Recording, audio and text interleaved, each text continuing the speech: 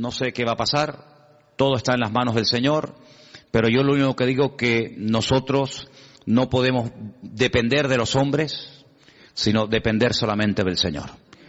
Hay gente que pone la confianza en los gobiernos. Bueno, ahora ya verás que estos que entran van a arreglar todo lo que el otro no arregló y ya verás que no sé qué. Mire, hermano, ¿qué quiere que le diga? Nuestra confianza está en el Señor. La Biblia llama bienaventurado al hombre que pone su confianza en el Señor. Estamos viendo que el único que no falla y el único que es fiel y el único que sabe hacer bien las cosas es nuestro Dios. Los hombres ahí están que se pelean, que se van, que entran, que sí, que te apoyo, que no te apoyo, que me abstengo, que no sé qué, que no sé cuánto. Y uno ve en lo natural, yo siempre cuántas veces lo he dicho, uno ve en lo natural el reflejo de cómo están las vidas de esa gente. Espiritualmente están destrozados. La inmensa mayoría de los que están ahí tratando de ponerse de acuerdo para hacer algo a favor de este país, la inmensa mayoría son ateos. Y lo han dicho.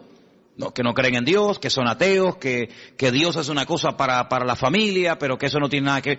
Y así vas. Si el hombre buscara a Dios, si todos esos que no saben lo que hacer dijeran, vamos a ver, Rajoy, el del PSOE, el Coleta, el otro y el otro dijera, vamos a ver, vamos a hacer 3 días de oración y ayuno a nivel nacional. Y tú ves a todos los políticos en el Congreso, 3 días en la Moncloa sin salir, orando, leyendo la Biblia y buscando del Señor, humillándose delante de Dios. Qué diferente sería todo, ¿eh?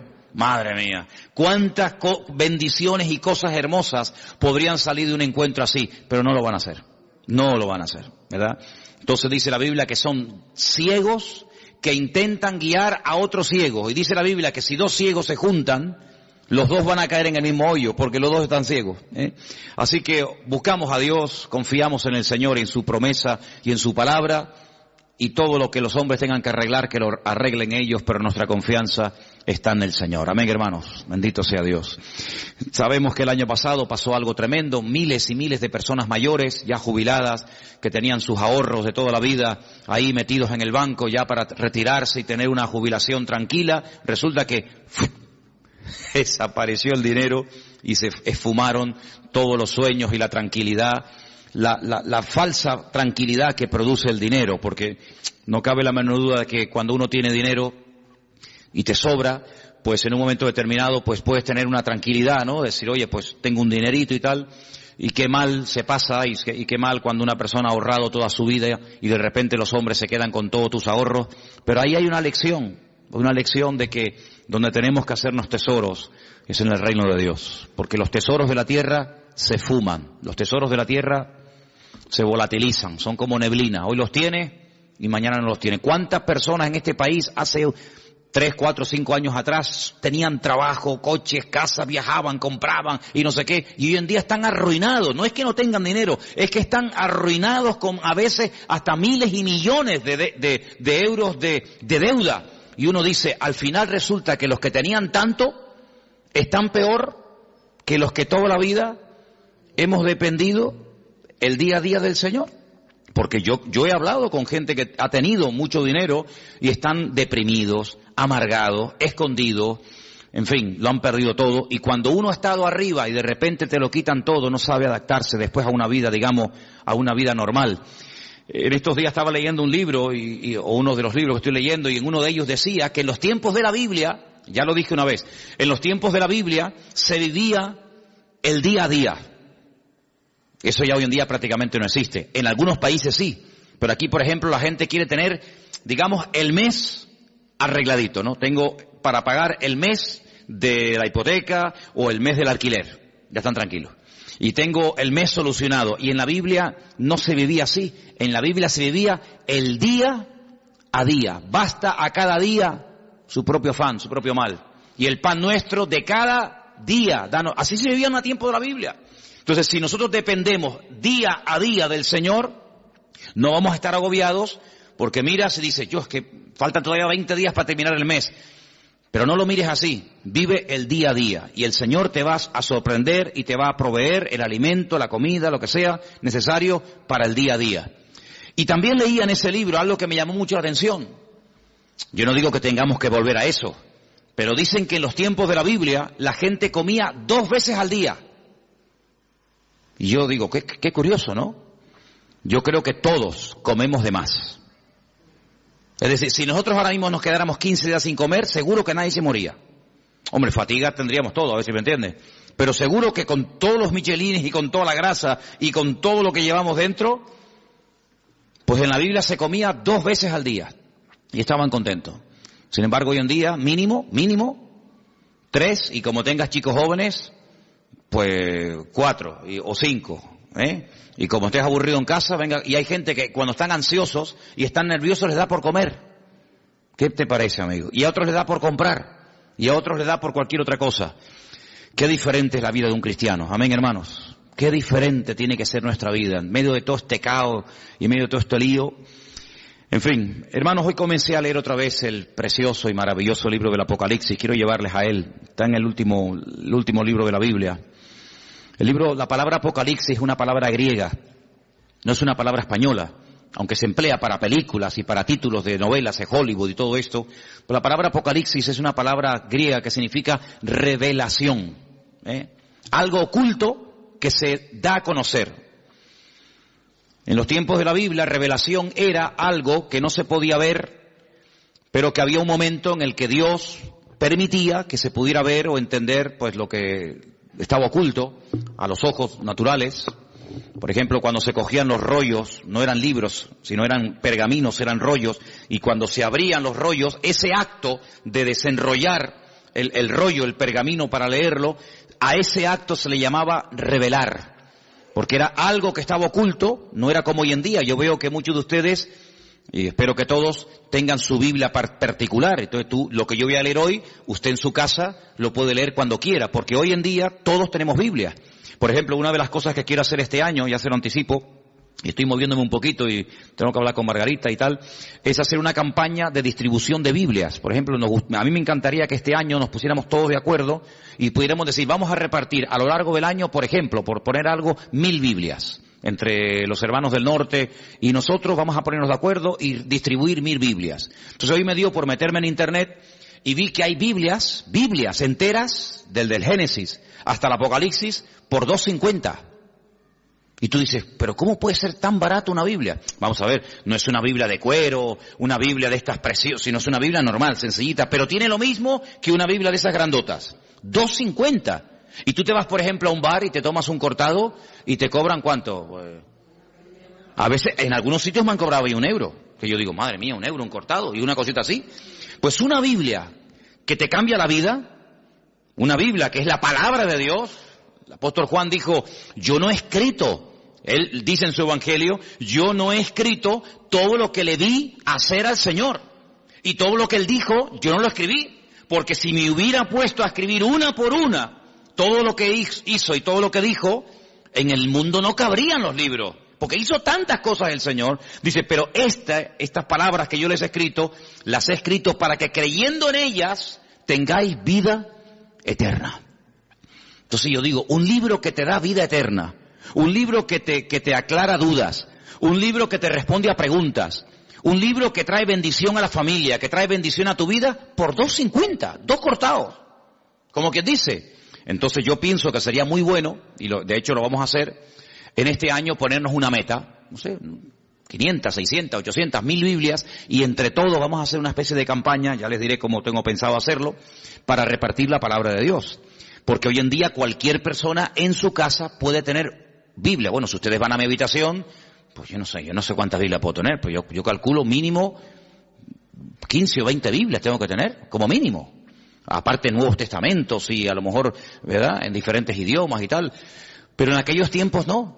En aquellos tiempos no existía la imprenta. En aquellos tiempos había que ir al templo o había que ir a la sinagoga para escuchar que alguien te leyera la Biblia, pero nadie tenía la Biblia en su casa. Esto de poder tener toda la palabra de Dios, todo lo que el Señor reveló a lo largo de la historia en la mano, esto es un milagro.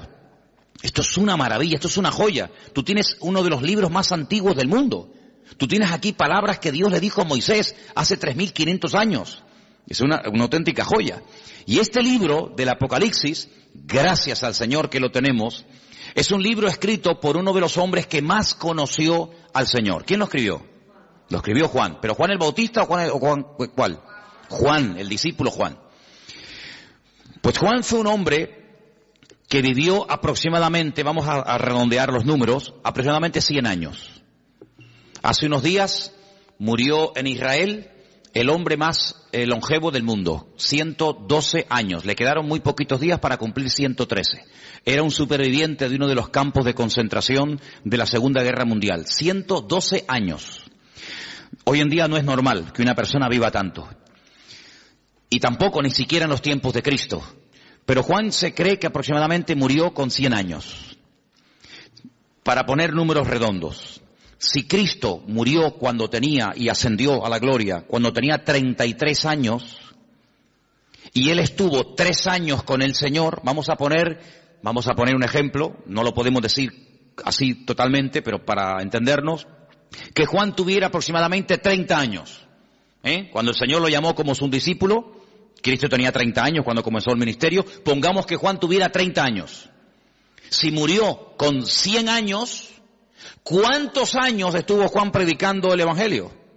70 años. 70 años sirviendo al Señor. ¿Qué te parece? Toda una vida. Cuando él escribe el Evangelio, es un Evangelio muy profundo. Yo no sé si ustedes se acuerdan, yo estuve dando unas clases, unas lecciones sobre el Evangelio de Juan, y hay cosas que Juan dice que no las dice nadie. Porque claro, es que él vio al Señor muy de cerca, él vivió con el Señor, él vio cosas que ningún discípulo vio. Y cuando uno lee el Evangelio según San Juan, que repito que es muy profundo, da la sensación de que ya no hay nada más que decir del Señor. Ya te lo mostró de una manera, te lo mostró de otra, hizo esto, hizo aquello, y hablaba así, y hablaba asado. Ya, después de leer San Juan, uno dice, ¿pero qué más se puede decir del Señor?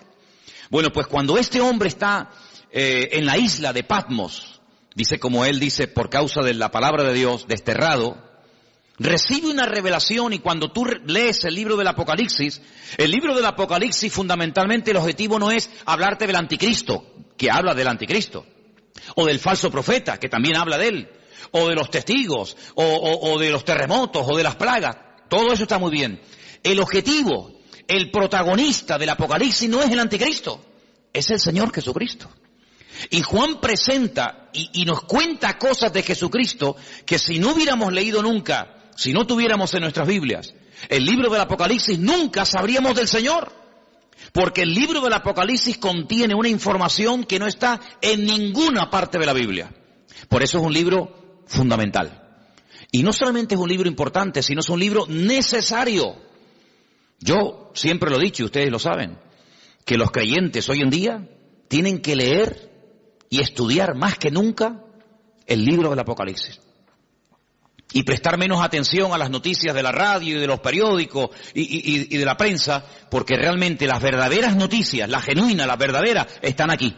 No solamente en la Biblia, sino en el libro del Apocalipsis. El libro del Apocalipsis es un libro extraordinario, que nos da detalles tremendos. Lo estoy leyendo otra vez, como siempre, ¿no? Detenidamente, estudiando las palabras y tal, y menciona muchas cosas del Antiguo Testamento. Por ejemplo, hoy leía acerca de los famosos 2 testigos. Los que habéis leído la poesía saben de lo que estoy hablando. Los que no lo habéis leído, pues dicen, no sé lo que es eso. Bueno, pues los 2 testigos son 2 personas de carne y hueso que estarán en los últimos tiempos predicando la palabra del Señor durante 3 años y medio. Nos dice la Biblia cómo predicarán, dónde vivirán, cómo morirán, qué les va a pasar. Todo eso lo dice el Apocalipsis. Bueno, pues de esos 2 personajes ya habla el profeta Zacarías. Ustedes van al libro de Zacarías, capítulo 4, y allí te habla de los 2 testigos. No aparece la palabra testigos, aparece la palabra, en hebreo dice la palabra hijos. La traducción dice los 2 ungidos. Y habla acerca del aceite de oliva. Sabéis que el aceite de oliva se utilizaba mucho en los tiempos de la Biblia, no solamente para cocinar, no solamente para sanar heridas, era un bálsamo, sino que también se utilizaba un aceite especial, no cualquier aceite, un aceite especial que se hacía para derramarlo sobre la cabeza de los reyes o de los profetas o de otros personajes cuando se les quería públicamente presentar como un juez, como un rey, como una persona importante, y se le llamaba ungido. La palabra ungido, Mashiach, ¿qué es? Ungido. ¿Y cómo se dice ungido en griego en el Nuevo Testamento? Cristo. La palabra Cristo es la misma palabra Mashiach del Antiguo Testamento. Pasa que una está escrita en hebreo y otra está escrita en griego. Como el Nuevo Testamento se escribió en griego y del griego se tradujo al español o al castellano, entonces cuando leemos el nombre de nuestro Señor Jesucristo, lo leemos así, Jesucristo. Pero Cristo no es un nombre, Cristo es un título, es como decir, fulanito de tal, presidente del gobierno, fulanito de tal, presidente del Fútbol Club Barcelona, fulanito de tal, presidente del Cabildo. Cristo no es un nombre, es un título de una función a desarrollar. Por ejemplo, en este momento, a Benjamín Netanyahu, que es el presidente de Israel, se le llama el ungido, se le llama el Mesías. Y tú dices, ¿ah, sí? Sí, claro, porque es un hombre que ha sido capacitado para ser presidente de un país. Entonces, la palabra Mesías, la palabra Cristo, la palabra ungido, nos habla acerca de un cargo, no de un nombre. Jesús se llamaba Yeshua, porque él no era griego, él era judío, y él se llamaba Yeshua. ¿Cómo se dice Yeshua en griego?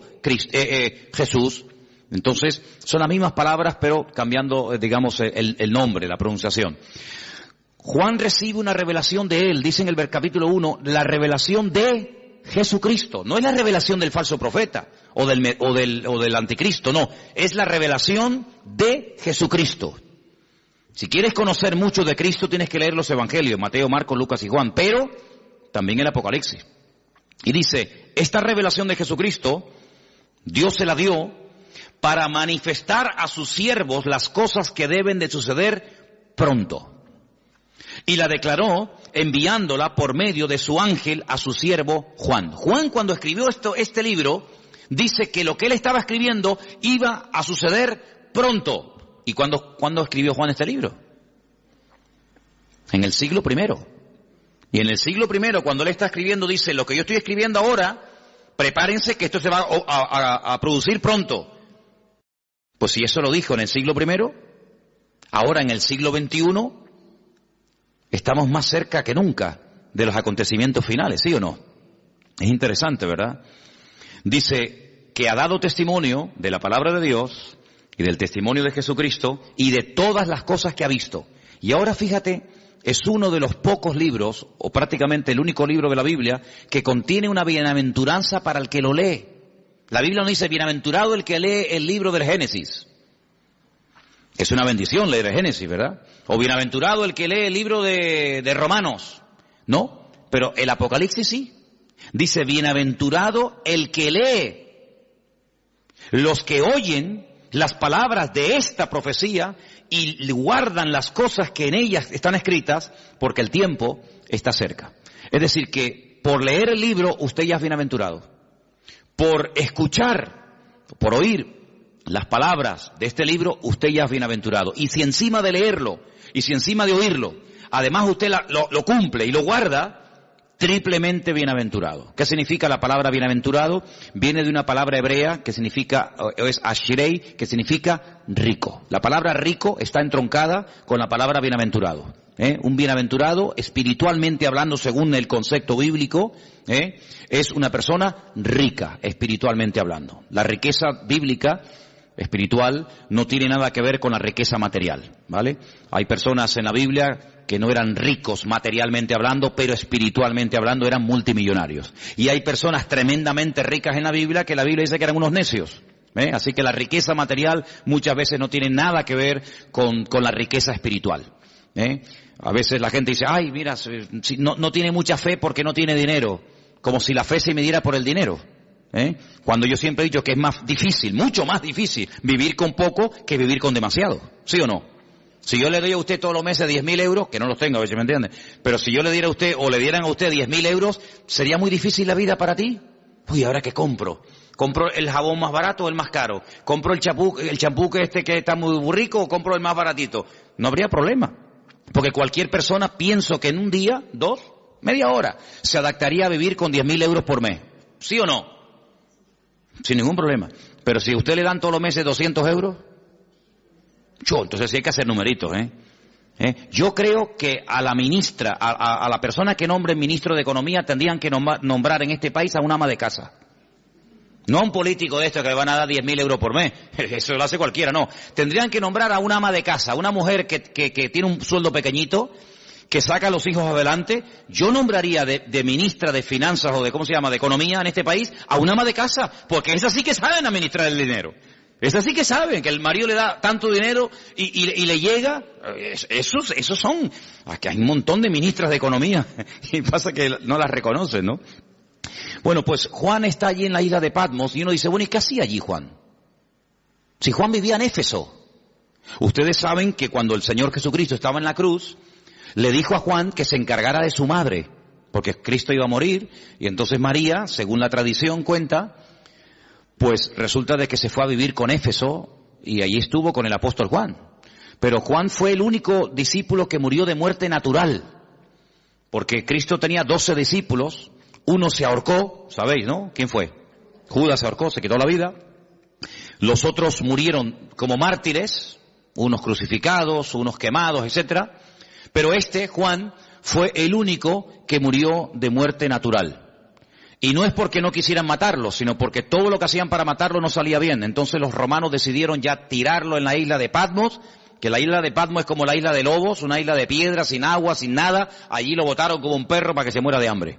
Dice que había unas canteras que mandaban a los presos a trabajos forzados y al que mandaban a Patmos de allí no volvía. Es como el que mandaban, yo que sé, antiguamente a las Guayanas, los franceses y toda aquella cosa, ¿no? Sin embargo, fue allí donde el Señor se le presentó y donde el Señor le dio un mensaje para todas las congregaciones de Asia Menor. Asia Menor, ¿qué es en la Biblia? Cuando se dice de Asia Menor era Turquía, hermano, ese país que está medio en Asia, medio en Europa. Un país que tiene más de 90 y pico millones de habitantes, un país musulmán. Allí en Turquía era donde estaban las famosas 7 iglesias del Apocalipsis, Éfeso, Esmirna, Pérgamo, Tiatira, la Odisea, Sardis. Entonces vamos a leer en el versículo 4, porque dice, Juan, a las 7 iglesias que están en Asia, gracia y paz a vosotros, del que es, del que era y del que ha de venir. Y de los 7 espíritus que están delante de su trono. Y de Jesucristo, testigo fiel, primogénito de los muertos, el soberano de los reyes de la tierra, al que nos amó y nos lavó de nuestros pecados con su sangre, y nos hizo reyes y sacerdotes para Dios su Padre. A Él sea la gloria e imperio por los siglos de los siglos. Amén. He aquí que viene con las nubes. ¿Quién? El Señor. Viene otra vez. Pero algunos dirán, pero no vino ya. Sí, ya vino, pero vino a morir. Vino como cordero sufriente. Vino para derramar su sangre por los pecadores. Pero ahora viene otra vez, pero no en relación con el pecado. Viene como rey triunfante, viene a establecer su reino sobre la tierra. Y dice que en esta ocasión todo ojo le verá. Oye, esto es tremendo, ¿eh? ¿Qué significa todo ojo le verá? Que todo ojo le verá. Que todo el mundo le va a ver cuando venga. En la primera venida no todo el mundo lo vio. Muchos no se enteraron. Por ejemplo, los judíos que vivían en Roma, cuando nació el Señor Jesucristo en Israel, no sabían que había nacido el Mesías. ¿Cómo se enteraron? Por los predicadores, por los misioneros, por los apóstoles, por los discípulos que iban a una sinagoga en Roma, en Corinto, en Éfeso, en donde fuera, y decían, venimos a decirles que nuestro Mesías, del cual habló Isaías, Jeremías, Daniel, etcétera, etcétera, ha nacido. No me digas. Sí, ha nacido. Claro, no había radio, no había internet, no había televisión, no había nada. ¿Cómo se enteraba la gente? A través de los predicadores. Ahora se dan cuenta ustedes lo importante que era predicar. Por eso dice Pablo, ¿y cómo van a creer si no hay nadie quien les predique? No había Biblias, no había emisoras cristianas, no había radio, no había nada. Entonces, qué importante era que los hombres fueran por todas las naciones diciendo que ha venido, que ha nacido, y no me diga, y mira, y sanó a los enfermos, y resucitó a los muertos, y murió en la cruz, y resucitó al tercer día. Y claro, para ellos era una gloria. Pero en esta ocasión no va a haber esa ignorancia, sino que en esta ocasión dice la Biblia, categóricamente, todo ojo le verá. Todo el mundo, cuando el Señor venga por segunda vez, todo el mundo se va a enterar. Nadie va a decir en Tacoronte, ¿quién vino? ¿Quién? Pues yo no. Todo el mundo lo va a saber. Todas las islas, todos los continentes, todas las ciudades, todas las televisiones del mundo, todas las radios, todos los periódicos, todo el mundo, los 7.000 millones de habitantes que hay en el planeta Tierra en este momento, todo el mundo sabrá que el Señor Jesucristo vino. Pero no solamente los que estén presentes en ese momento, sino dice, y los que le traspasaron. ¿Cómo que los que le traspasaron? Sí. Los que le traspasaron ya están muertos. ¿Sí o no? Los romanos que le clavaron aquellos clavos en el pie y en la mano y le traspasaron el costado y le pusieron la corona de espinas, ¿cómo lo van a ver si ya murieron?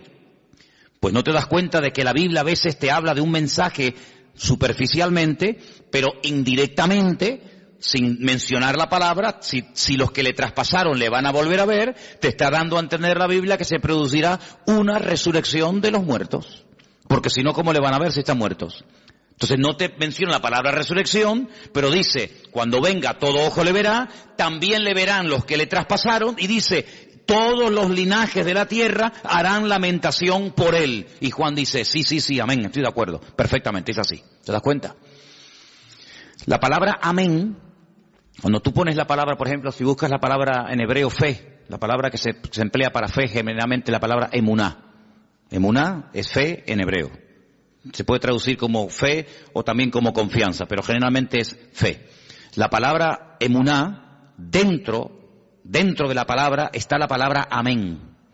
Si tú, en hebreo, hay algo muy bonito, y es que dentro de una palabra hay una, dos o tres palabras. Incluso a veces de una palabra, no de todas, cuidado, pero a veces hay palabras en hebreo que de una palabra puedes sacar 750 palabras diferentes. Y usted dice, ¿cómo?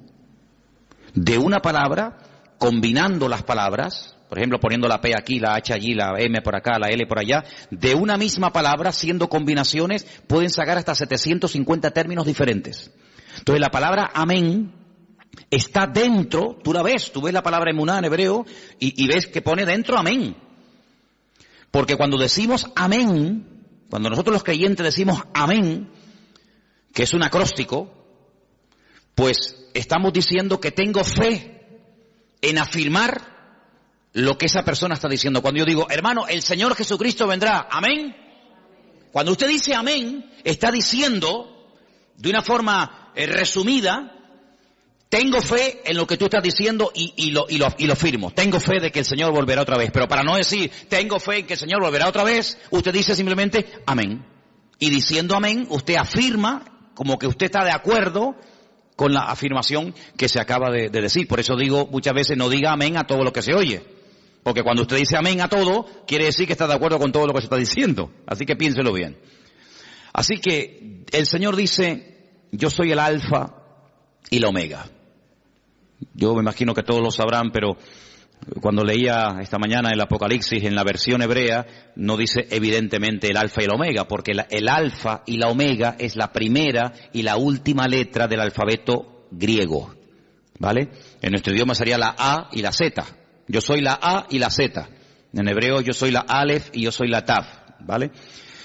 El principio y el fin, dice el Señor, el que es, el que era y el que ha de venir, el Todopoderoso, ¿vale? El Todopoderoso, el eterno Dios. El nombre de Dios lo hemos explicado 1.000.000 de veces. El nombre de Dios es un nombre que no tiene vocales. Es un nombre que solamente tiene consonantes. Son Yod, Hei, Bat, Hei. A menos que usted le ponga vocales a esas letras, no se pueden pronunciar, porque ¿cómo vamos a pronunciar una palabra si no tiene vocales? Se une la consonante con la vocal y entonces creamos las sílabas y las palabras. Entonces el nombre de Dios es un nombre aparentemente impronunciable porque cuando se escribió originalmente no tenía vocales. Pero si usted ve cómo se escribe el verbo ser y el nombre propio de Dios, que son esas famosas 4 letras que se llama el famoso tetragramatón, dentro del nombre de Dios usted puede ver que está escrito el verbo ser. ¿Por qué? Porque Dios es la existencia. Dios es el que da existencia. Él no depende de nada ni de nadie para existir. Nosotros sí. Si nuestros padres nos hubieran conocido y de esa relación no hubiéramos nacido nosotros, ¿de dónde hubiéramos salido? De ninguna parte. Luego nosotros somos los hijos de nuestros padres y los padres eran los hijos de nuestros abuelos y así sucesivamente. Pero si llegamos a Dios, y la pregunta que yo me hacía antes de aceptar al Señor, que ya lógicamente la tengo clarísima, pero en aquel tiempo me torturaba, era una tortura terrible, ¿de dónde salió Dios? ¿Quién lo creó? ¿Quién lo hizo? Porque en nuestra mente humana todo sale de algo. Este púlpito no apareció aquí, pum, y apareció, sino que este púlpito alguien lo tuvo que hacer. Luego cada vez que vemos algo, nos habla de que hay un diseño y alguien que lo ha hecho. ¿Sí o no? Todo lo que vemos, dice, bueno, este púlpito lo hizo alguien y le dio esta altura y le dio estas medidas. El púlpito no decidió ser de esta forma, podía ser semicircular, podía ser más alargado, más ancho, más alto. Hubo alguien que dijo, no, lo voy a hacer así. Bueno, pues ese alguien lo formó y ese alguien lo diseñó. Y todo lo que vemos a nuestro alrededor, la silla en la que usted está sentado, alguien la diseñó, alguien la hizo. Todo lo que vemos a nuestro alrededor. Pero cuando hablamos de conceptos diferentes a los conceptos, digamos, naturales, y uno llega nada más y nada menos que hablar del Creador, la pregunta ¿quién hizo a Dios? No es una pregunta sabia. No es una pregunta coherente. ¿Por qué? Porque a Dios no lo ha hecho. A Dios no lo ha creado nadie. Porque si lo hubiera creado, o lo hubiera parido, o lo hubiera hecho alguien, la pregunta es, ¿y a ese alguien quién lo hizo? Y volvemos para atrás, y hay un momento que se para y decimos, pero bueno, es que Dios es eterno, y ahí ya nos perdemos. ¿Por qué? Porque en nuestro concepto limitado y finito, la eternidad es algo que se nos escapa de la mente.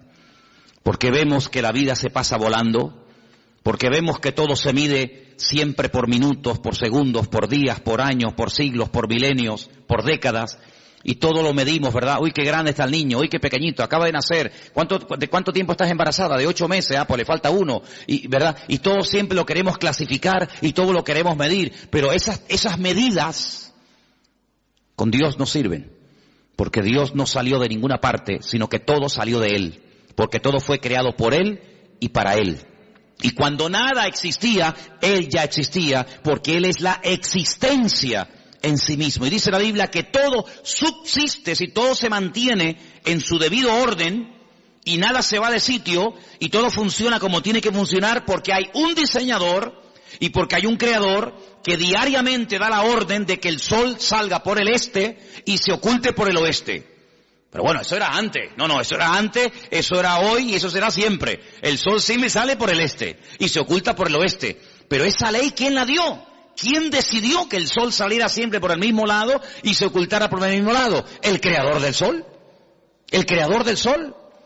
¿Y quién es el que hace que la Tierra siempre gire en la misma dirección y que no diga un día, oye, voy a girar ahora en otra dirección? Todos los planetas giran en las direcciones de las agujas del reloj menos uno. Todos los planetas giran así. Pero hay uno que Dios dice, no, tú al revés, y gira al revés. ¿Quién decide eso? ¿Quién hace que hay unas flores que sean rojas, otras amarillas? ¿Quién hace todo eso? El que las diseñó, el que las creó. No es así por casualidad, sino que hay un diseñador y hay un creador, y ese Dios es la existencia misma, y por eso en su nombre propio, pues lleva la existencia, el verbo ser. Ahora ese nombre, cuando leemos, por ejemplo, algunas Biblias sale la palabra Jehová. En otras Biblias sale la palabra Adonai, o Señor. En otras Biblias aparece la palabra Yahvé, ¿no? Muy bien, todo eso está muy bien. Pero el verdadero nombre propio de Dios no tiene vocales, pero se le tuvo que poner vocales para poder pronunciarlo, ¿os dais cuenta?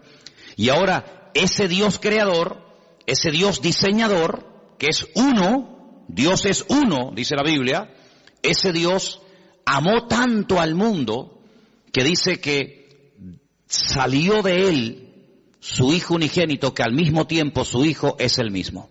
Y uno dice, pero ¿cómo puede haber? Porque si salió el Hijo del Padre, está el Hijo y está el Padre.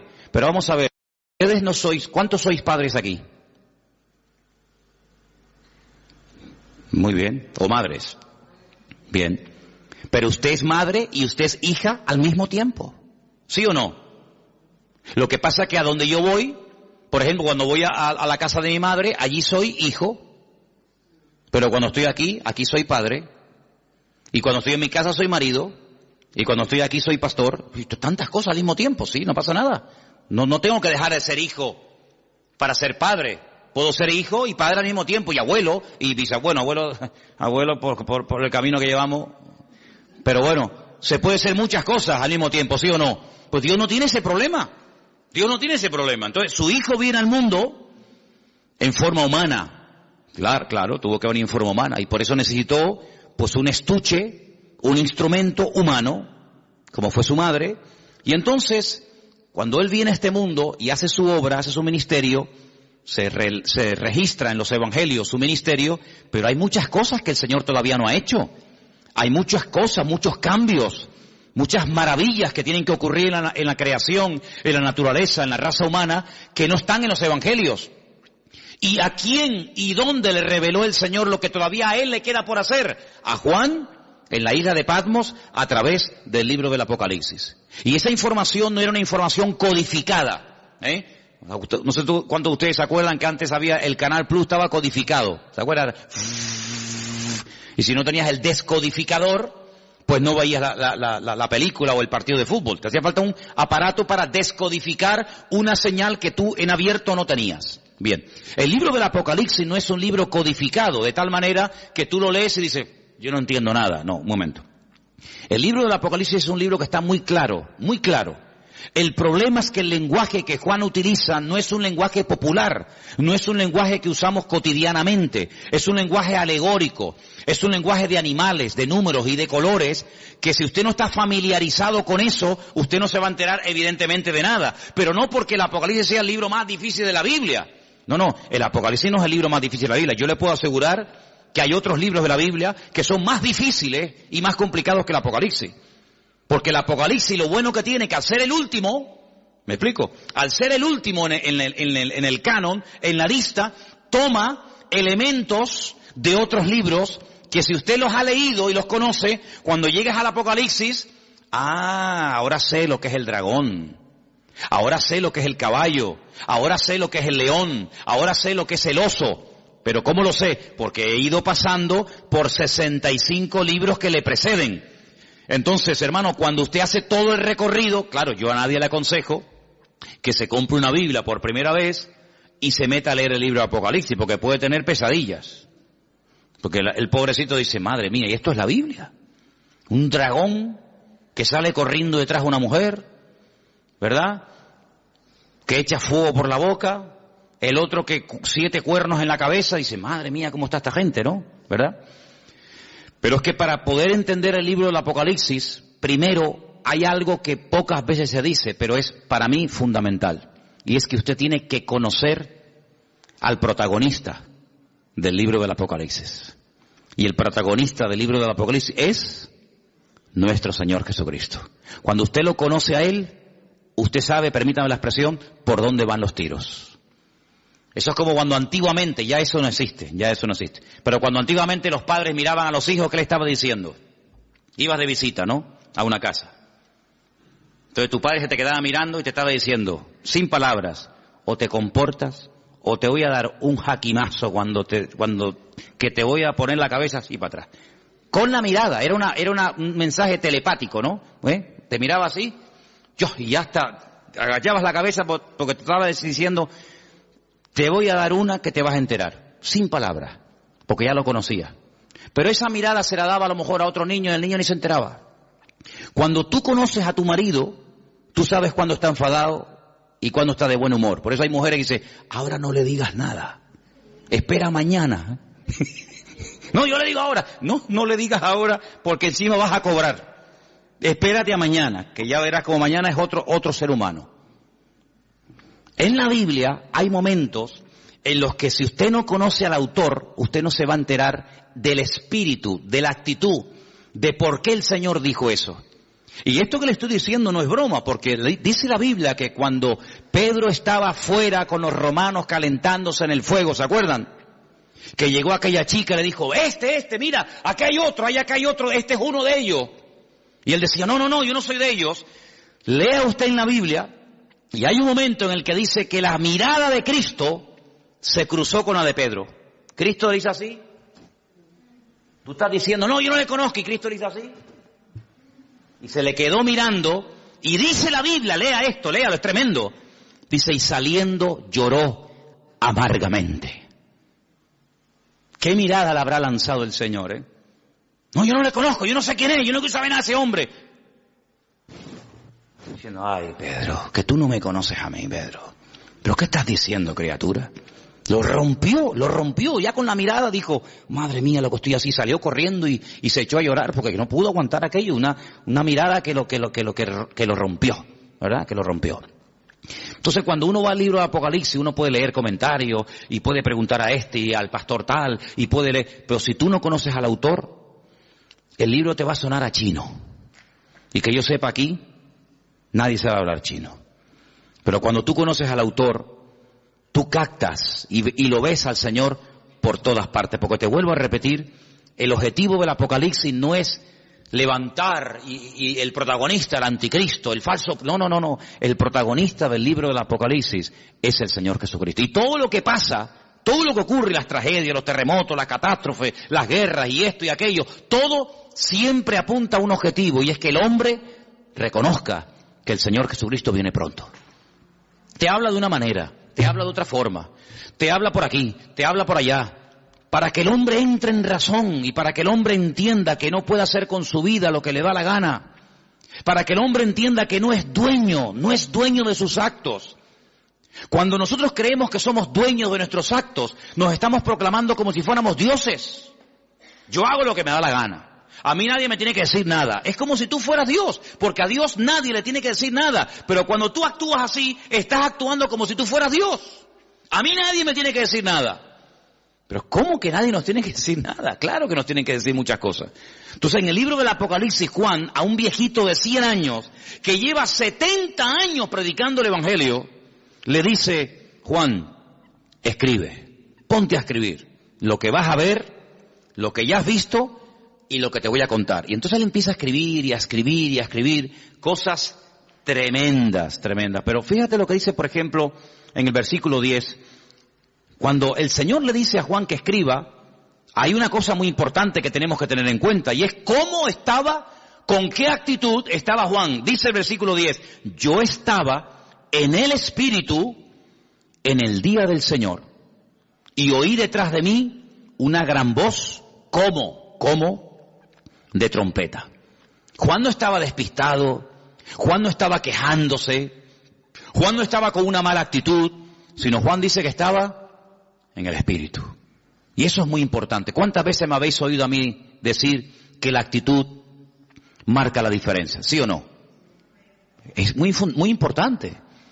Estar centrado, estar pendiente. No, mira, ahora no me hables que ahora estoy pendiente de la palabra. No, ahora no quiero saber nada. El móvil, ¿para qué quiero yo un móvil ahora? No me hace falta el móvil para nada. Ahora me está hablando el Señor. Estoy con su palabra. Él estaba en el Espíritu. ¿Tenía motivos para quejarse? Hombre, humanamente hablando, sí. 100 años aquí botado como un perro, sin agua, sin comida, sin hermanos, sin iglesia, sin amigos, sin nada. Y mira cómo me has tratado, y mira no sé qué, y te he servido para qué. No le dio lugar a eso. Él estaba en el Espíritu.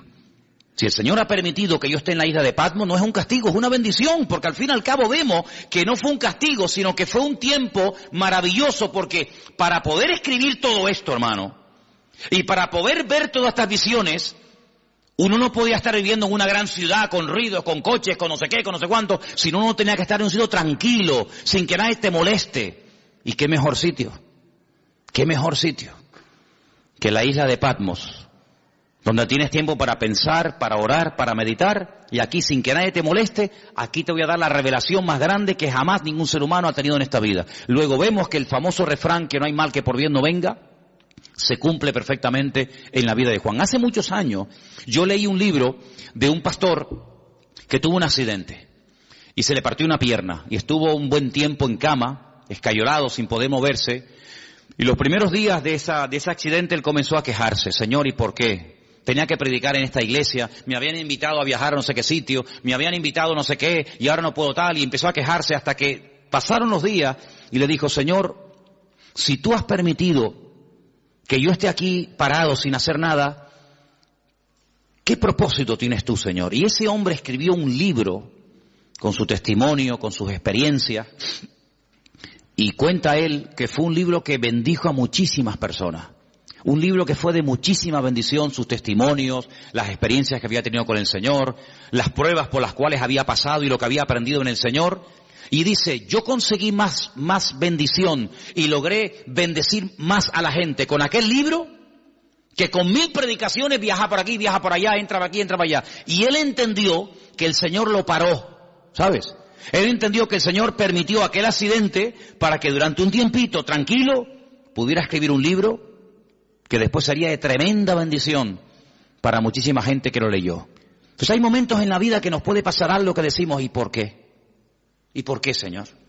¿Y por qué tal? ¿Y por qué esto? ¿Y por qué el marido? ¿Y por qué el niño? ¿Y por qué no me dieron el trabajo que me habían prometido? ¿Y por qué no sé qué? ¿Por qué? ¿Y por qué? ¿Y por qué? Y hace muchos años, yo era recién convertido, vino a Las Palmas a predicar una señora que dice ella, en aquellos años, que era la capellana de una de las cárceles más peligrosas de los Estados Unidos, la cárcel de Sing Sing.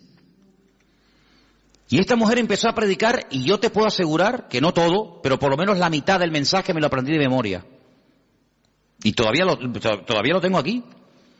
Y ella empezó diciendo, hay una pregunta que si nosotros nos la hacemos podemos volvernos locos. Y es una pregunta, y la pregunta es ¿por qué? Y sobre esa pregunta ella basó su mensaje. Y a mí se me quedó tan grabado aquello. Y ella hablaba acerca de lo peligroso que es cuando nos pasa algo en la vida, entrar a pelearnos con Dios. ¿Y por qué no sé qué? ¿Y por qué no sé cuándo? ¿Y por qué? Yo creo que nosotros ahora que hemos ya comenzado un poquito a levantar vuelo y a entender y a conocer un poquito más al Señor, vamos a cambiar la pregunta. Vamos a dejar el por qué. ¿Por qué? Dios lo sabe. Vamos a preguntarle otra pregunta al Señor. Vamos a hacerle esta pregunta. ¿Para qué?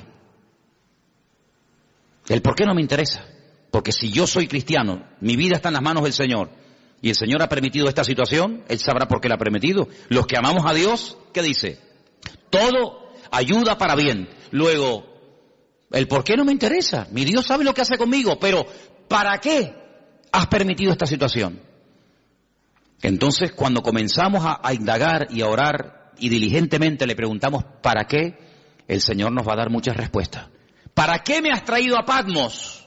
¿Para morirme de hambre? No te vas a morir, porque ¿quién te trajo a Patmos? ¿Los romanos o lo permití yo? ¿No se acuerdan ustedes un día en la cárcel en Israel que estaba Pablo? Y dice la Biblia que el Señor se le presentó y le dijo, Pablo, escucha bien, tú has dado testimonio de mí aquí en este país.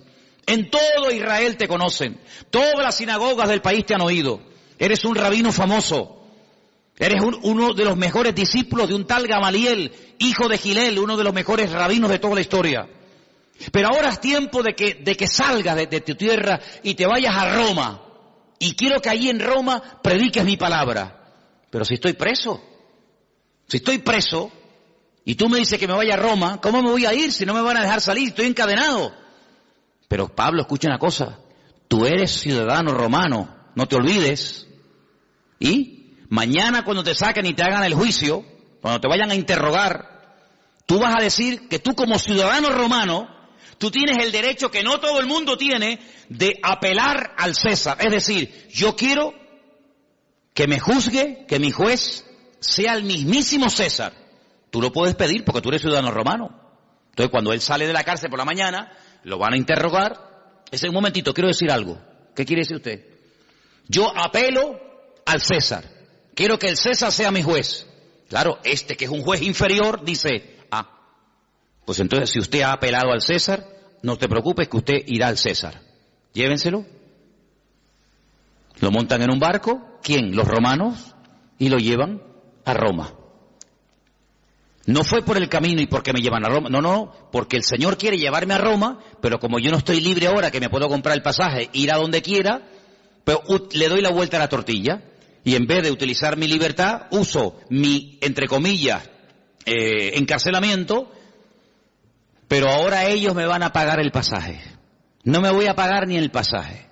Me van a pagar ustedes el pasaje, me van a pagar ustedes la comida y me van a llevar al mismísimo César de Roma. Pero ¿quién va a ir a darle testimonio al César de Roma? ¿Quién? ¿Uno por la calle? No.